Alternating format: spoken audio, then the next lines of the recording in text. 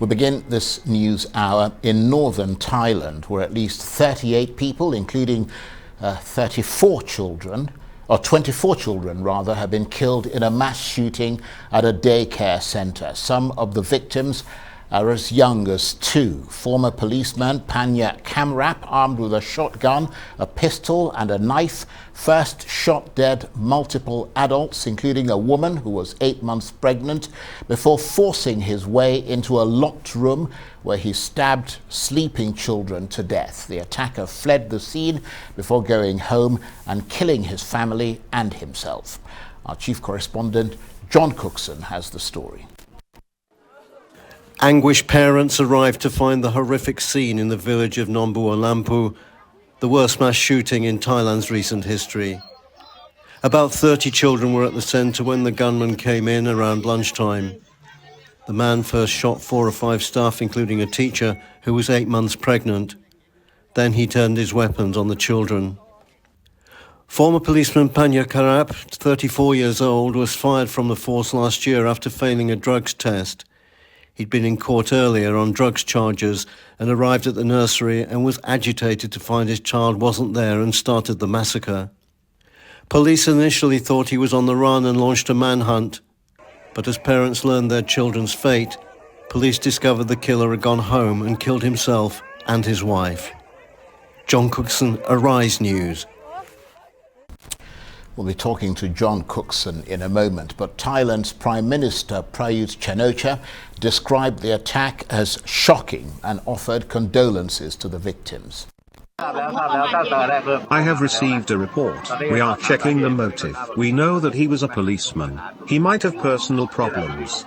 Plus inaudible plus the society must take care of everybody. He might have something inside him, facing problems. I don't take anyone's side. This shouldn't happen. It definitely shouldn't happen. I feel deep sadness towards the victims and relatives. Nobody thought this would happen.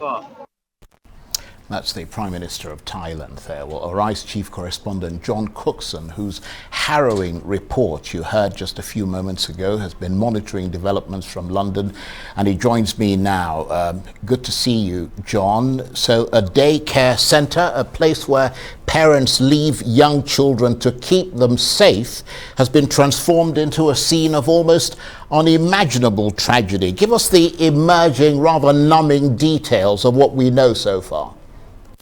Well, most of the detail I got from outside sources, the wire services and contacts in Thailand, and you have the main details in the report that's just run, Charles. But basically, this man appeared in court on drugs charges. Methamphetamine was his drug of choice, apparently.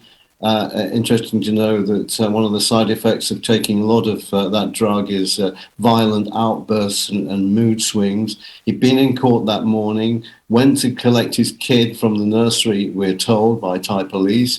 And when the child wasn't there for some reason, he just started this bloody rampage through the nursery, killing at least 19 baby boys, toddlers, kids, aged 3, 4, 5 years old, and three girls too, as well as 2 teachers, one of whom was pregnant.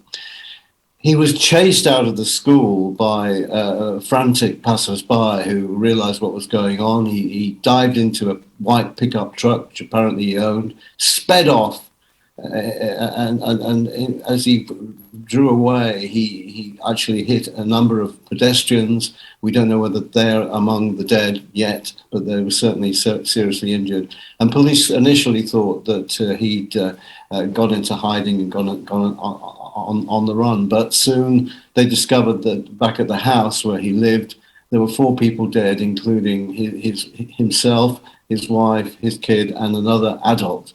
So a day of absolute horror in Thailand. The Australian Prime Minister summing things up tonight, Anthony Albanese, Charles, saying it's impossible to comprehend the heartbreak faced by the families of the victims. So big questions tonight about, why he had a gun. Apparently the 9mm pistol he held illegally.